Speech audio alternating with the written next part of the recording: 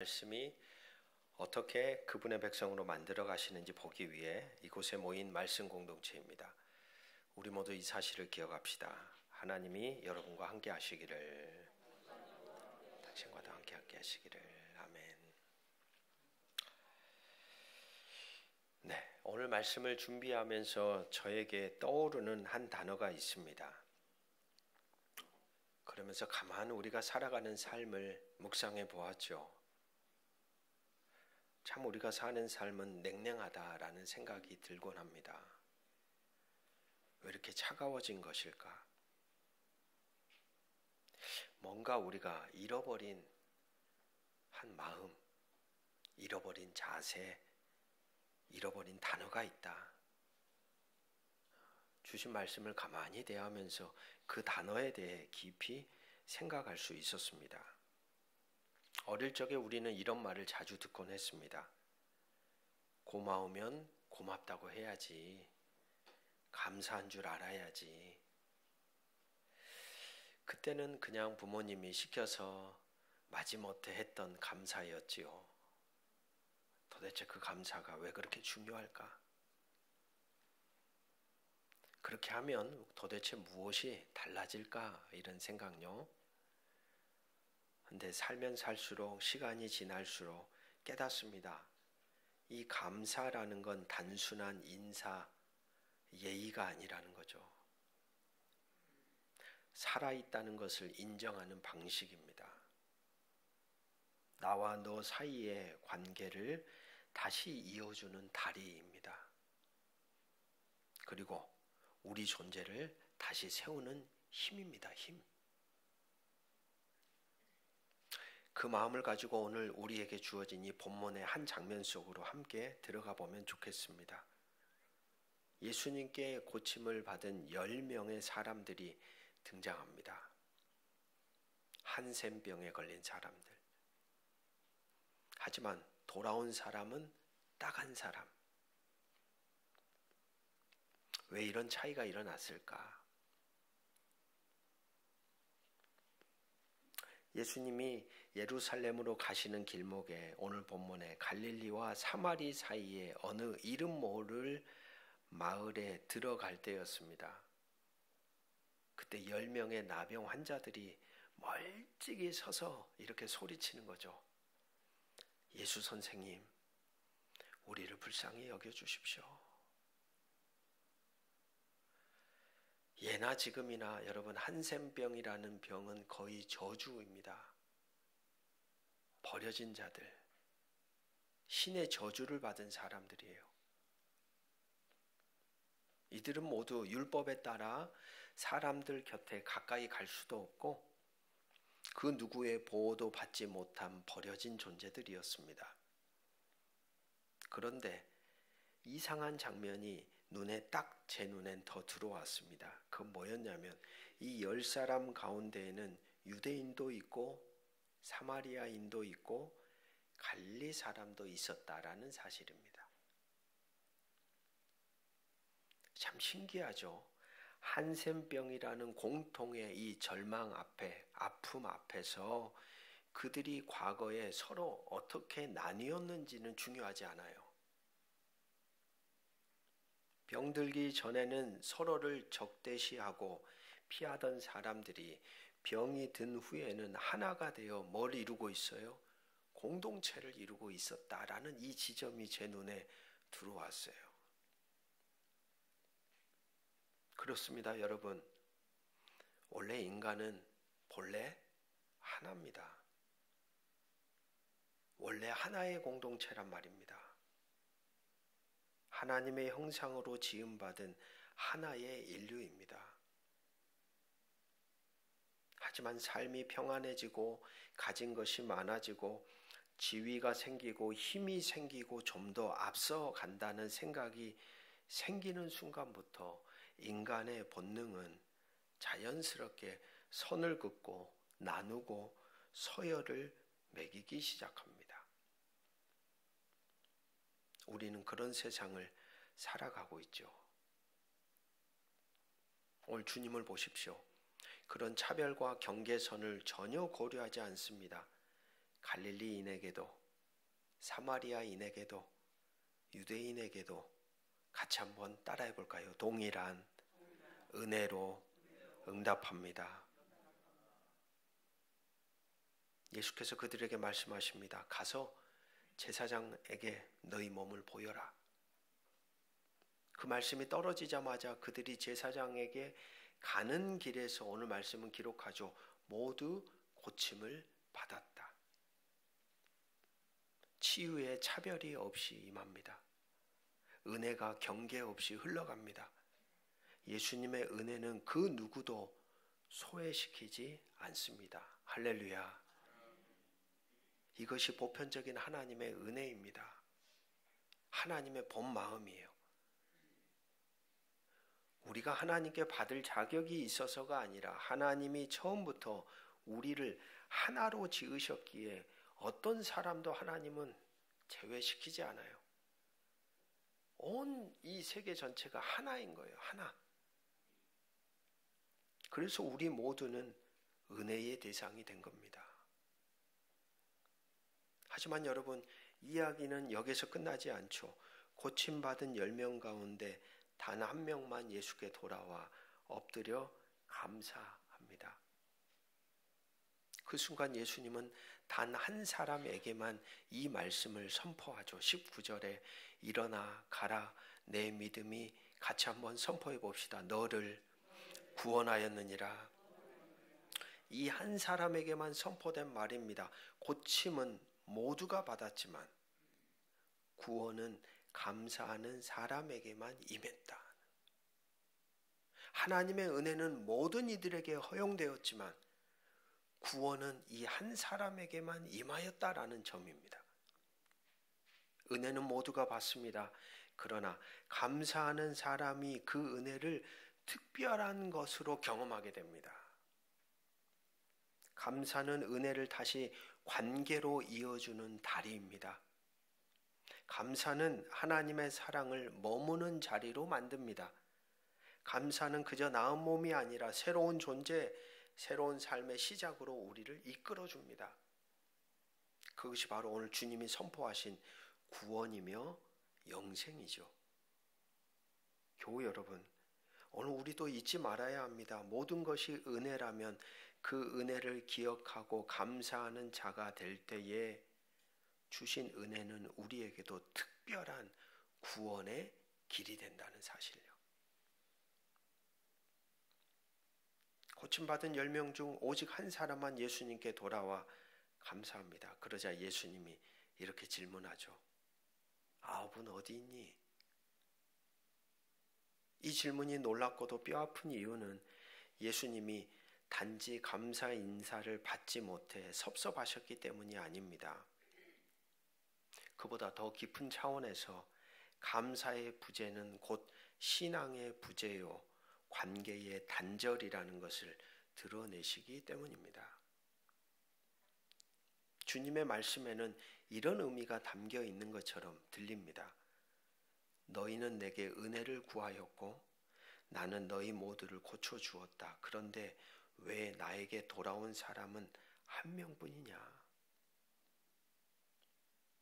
예수님은 사마리아 한 사람이 큰 소리로 하나님께 영광을 돌리며 돌아왔다고 15절에 말씀하십니다. 그런데 그가 돌아와 엎드린 대상은 하나님이 아니라 누구예요? 예수님이었습니다. 그는 하나님께 영광을 돌리는 길이 바로 자신을 고쳐주신 그 예수님께 감사하는 것임을 알았습니다. 그는 은혜를 베푼 분이 곧 하나님이라는 고백으로 예수님을 향해 무릎을 꿇은 것입니다. 저는 이 대목에서 이런 생각을 해봅니다. 우리도 종종 하나님께 감사드립니다 라고 고백하지요. 하지만 정작 하나님께서 누구를 통해 은혜를 베푸셨는지는 쉽게 잊어버립니다. 아, 하나님이 하셨어요. 이 말로 대신하고서 넘어가고 그 은혜의 통로가 되었던 사람에게는 감사도 고마움도 표현하지 않는다라는 말이죠. 그것은 신앙의 단절이며 은혜에 대한 무례함입니다. 예수님께 돌아온 이 사마리아인은 이 은혜의 통로였던 분을 놓치지 않았습니다. 하나님께 감사드리는 길이 곧 예수님께 감사를 전하는 것임을 정확히 알았던 사람입니다. 사랑하는 교우 여러분, 오늘 우리는 누구 덕분에 살아가고 있습니까? 오늘 우리는 누구를 통해 하나님의 은혜를 경험하십니까? 여러분을 위해 기도해 주었던 사람들, 말없이 여러분의 곁을 지켜준 가족들, 힘들 때 함께 있어 주었던 공동체, 어려운 시절 말씀으로 이끌어 주었던 말씀의 동역자들, 삶을 나누며 서로 소통하고 연결되고 공감하며 곁에 삼겹줄처럼 내 인생을 지탱해 주었던 친구들. 하나님은 늘 사람을 통해 일하십니다. 그 사람을 건너뛰고 그 사람을 잊은 채 하나님께만 감사하다고 말하는 것은 관계를 끊어버리는 신앙의 허상이죠. 하나님께 감사하는 신앙은 구체적인 삶의 자리에서 나에게 은혜를 베푼 사람을 존중하고 사랑하고 기억하는 것으로 드러납니다. 사랑하는 여러분, 우리는 하나님께 영광을 돌리는 삶을 원합니다. 그 시작은 멀리 있지 않습니다. 오늘 내 삶에 은혜를 베푼 사람을 기억하고 그에게 감사하는 일부터 다시 시작됩니다. 은혜는 절대 혼자 받은 것이 아닙니다. 늘 누군가를 통해 어떤 과정을 거쳐 우리에게 도달한 하나님의 손길입니다.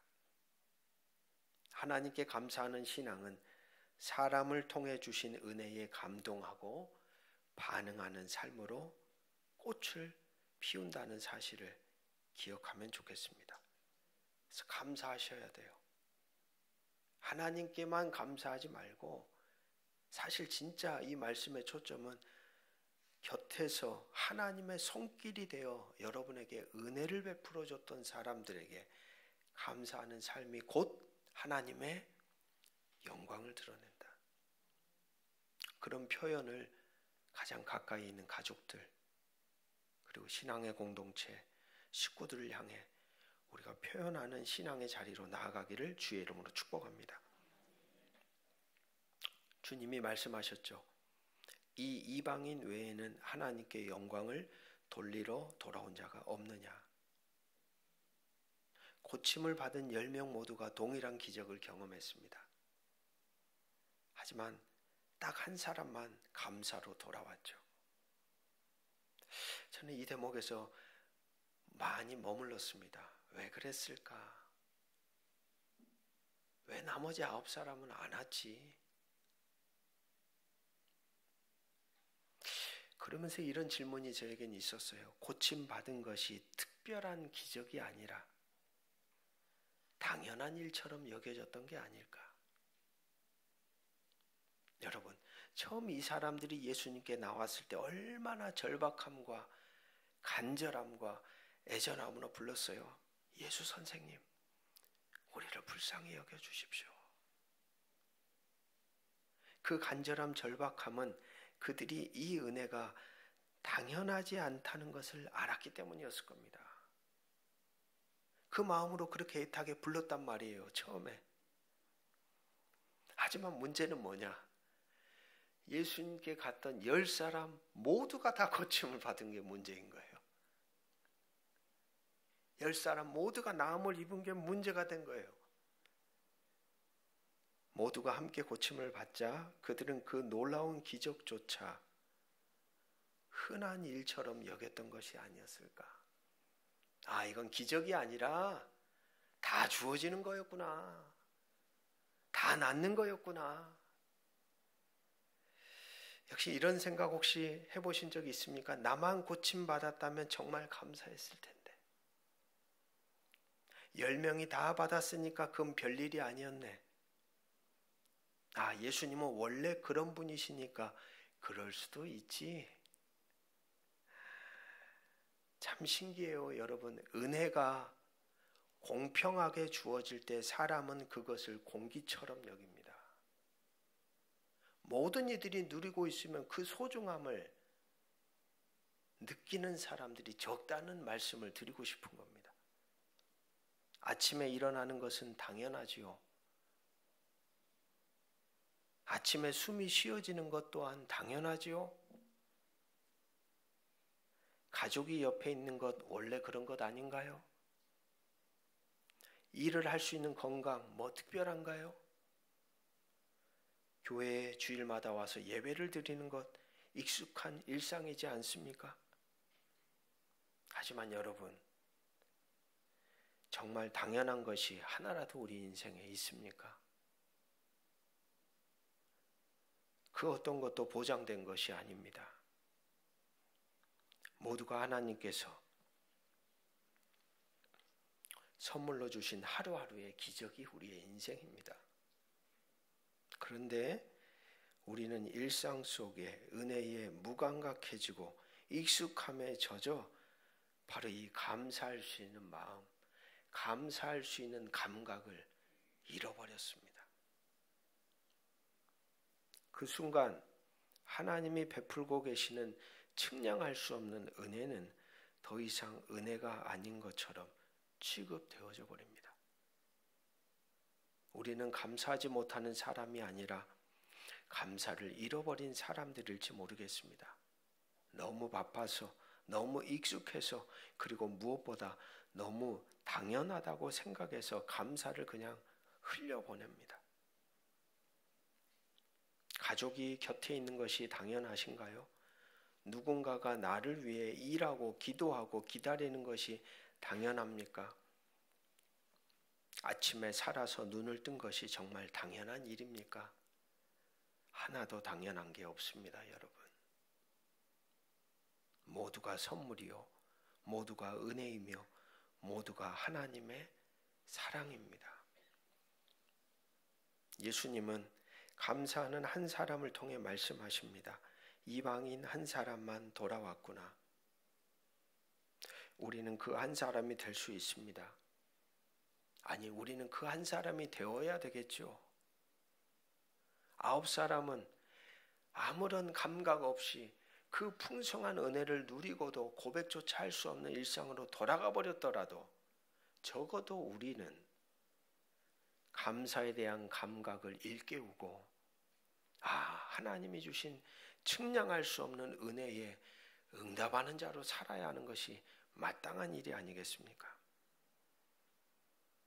당연하지 않다고 여길 때 지금 우리가 삶 속 평범함에 보이는 하루하루가 하나님의 특별한 손길로 다시 빛나게 될 겁니다.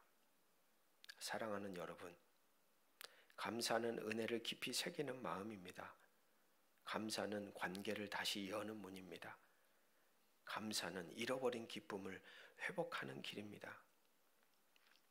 오늘 다시 우리의 삶에 당연해 보이는 것 앞에 우리가 감사하다고 고백하는 자들로 살아가면 좋겠습니다.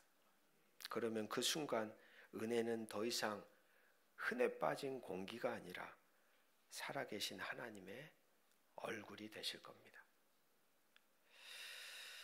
계속해서 성찬의 자리에 함께 나아가겠습니다. 먼저 우리 자신을 돌아보는 기도를 함께 침묵으로 드리면 좋겠습니다. 사랑하는 여러분, 우리는 오늘 한 달 마무리하는 주일 주님의 식탁 앞에 다시 섭니다. 여러분, 이 한 달 우리는 어떤 말을 했고 어떤 마음으로 살았으며 누구에게 상처를 주고받았고 무엇을 후회하며 또 어디에서 감사했습니까? 주님의 살과 피를 받기 전에 그 사랑 앞에 우리의 존재를 비춰봅시다.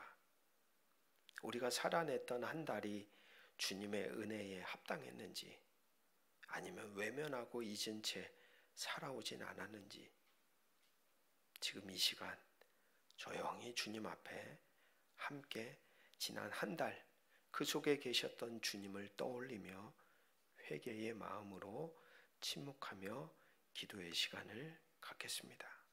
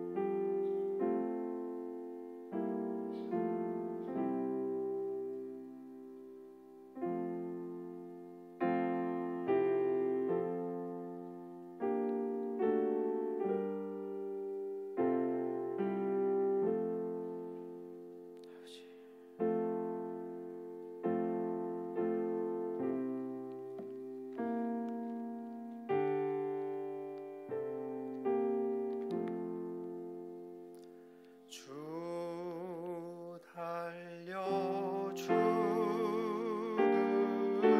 십자가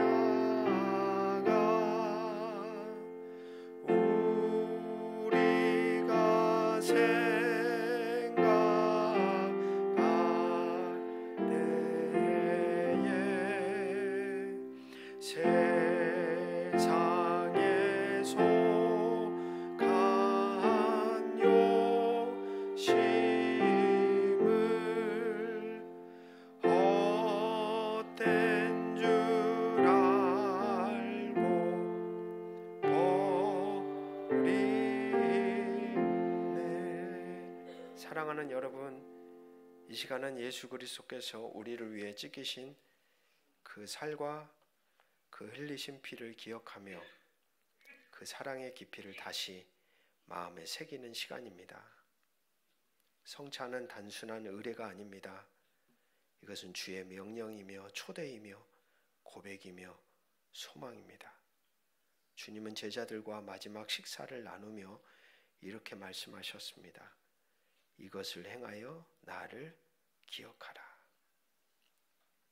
우리의 마음을 조용히 하나님께로 향합시다. 그리고 이렇게 고백합시다. 주님, 당신의 사랑을 기억합니다. 당신의 은혜에 감사합니다. 한결같은 당신의 사랑에 기대어 다시 용기 내어 서기를 원합니다. 주여 나를 붙들어 달라고 말입니다. 제가 기도하겠습니다. 주여, 우리가 바삐 달려온 시간을 멈추고 당신의 식탁 앞에 서게 하시니 이것이 은혜입니다. 돌이켜보니 하루하루 살아낸 것이 아니라 살아내게 하신 하루하루였습니다. 입술로 당신을 고백하며 삶으로 당신을 외면했던 우리의 허물과 우리의 무심함을 용서해 주시옵소서. 이제 떡을 떼며 우리는 다시 당신의 찢긴 몸을 기억할 겁니다. 이제 잔을 받으며 우리는 다시 당신의 흘리신 피를 마주할 겁니다. 주님, 이 성찬이 예전이 아니라 다시 살아가게 하는 시작이 되게 하옵소서. 입에 머무는 은혜가 아니라 삶을 바꾸는 은혜로 이 떡과 잔이 우리 안에 임하게 하옵소서. 하나 되어 걷는 교회 되게 하시고 서로를 품는 사랑이 되게 하소서. 우리를 살리기 위해 찢기시고 흘리신 그 사랑 앞에 오늘 겸손히 엎드리오니 우리 모두를 긍휼히 여겨 주시옵소서. 감사드리며 예수 그리스도의 이름으로 기도합니다. 아멘. 성찬위원 나와주시기를 바랍니다. 분병에 함께 참여하겠습니다. 이는 너희를 위하여 주는 내 몸이니 이를 행하여 나를 기념하라. 주님의 살을 기억하며 그분의 사랑을 마음에 새기며 떡을 함께 나누겠습니다.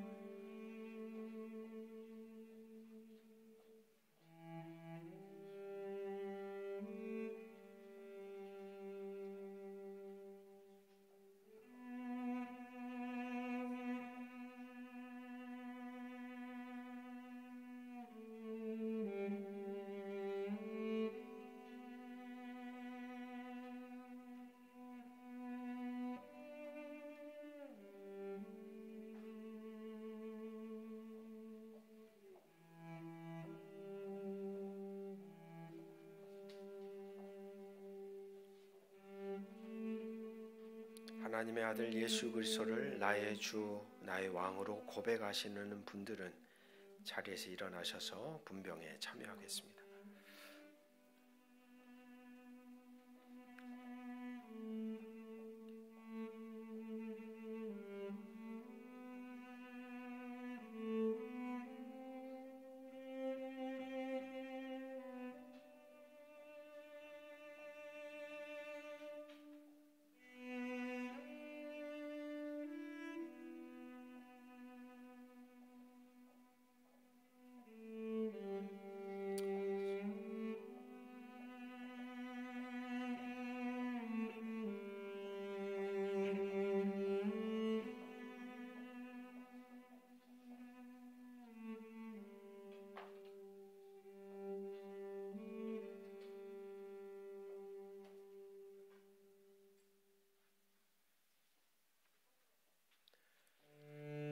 예수께서 말씀하셨습니다. 이 잔은 내 피로 세운 새 언약이니 마실 때마다 나를 기념하라.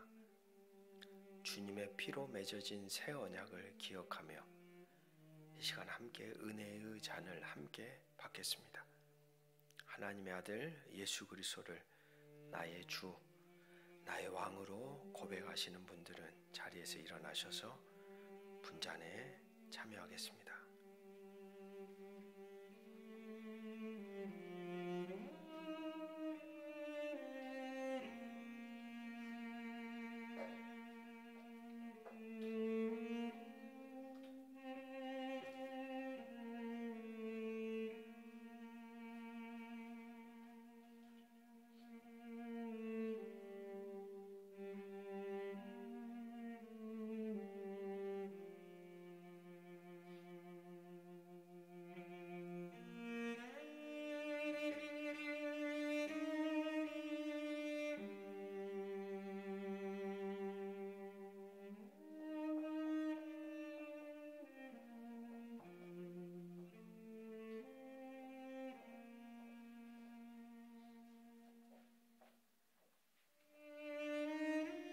참여하신 분들은 자리에 앉으셔서 침묵으로 기도하겠습니다.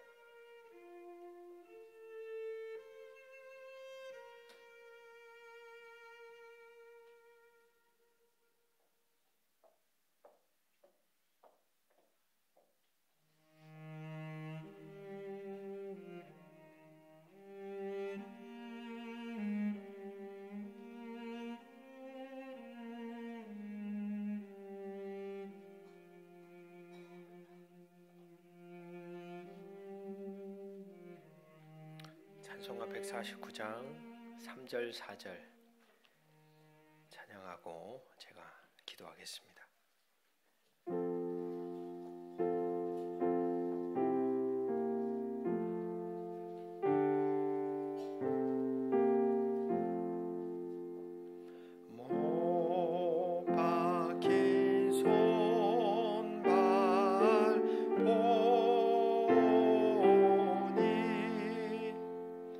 큰 자비 나타내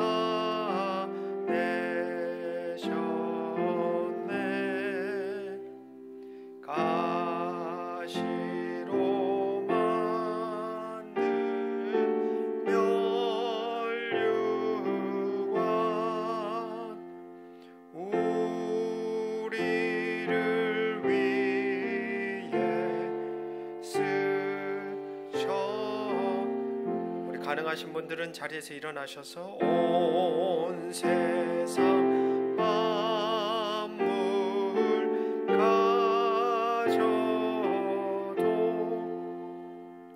주 은혜 따라가겠네.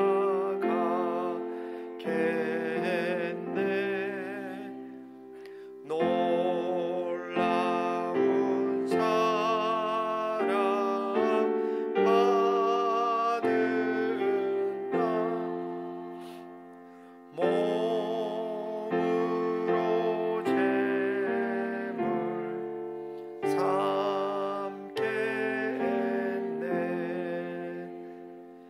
아멘.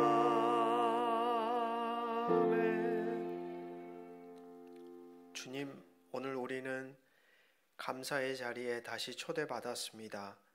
병든 몸처럼 상한 마음으로 지친 영혼으로 주님은 우리를 외면하지 않으시고 그 자리에 앉히셨습니다. 우리의 아픔이 사람 사이를 나누는 것이 아니라 오히려 하나 되게 하셨던 것처럼 주님, 이 선함 공동체를 당신 안에서 다시 하나로 묶어 주옵소서. 우리는 알지 못합니다. 삶이 언제 또 깨어질지, 감사가 언제 다시 흐려질지. 하지만 지금 이 순간 우리에게 이런 은혜를 주신 아버지께 감사합니다. 은혜를 은혜로 느끼게 하시고 평범한 일상을 다시 기적으로 보게 하시고 살아있음이 선물임을 믿게 하여 주옵소서. 주님, 이 떡과 잔 앞에서 우리는 고백합니다. 모든 것은 당신의 은혜였습니다. 우리가 받은 그 은혜 이제 우리의 삶으로 흘려 보내겠습니다. 우리 안에 무너진 것들 주의 몸으로 회복시키시고 우리 안에 말라버린 것들 주의 피로 살아나게 하옵소서. 이제 다시 일어나 감사로 걷게 하소서. 사랑으로 살게 하소서. 그렇게 우리의 모든 삶이 당신의 잔치가 되게 하여 주옵소서. 여호와는 내게 복을 주시고 너를 지키시기를 원하며 여호와는 그 얼굴을 내게 비추사 은혜 베푸시기를 원하며 여호와는 그 얼굴을 내게로 향하여 드사 평강 주시기를 원하노라. 아멘.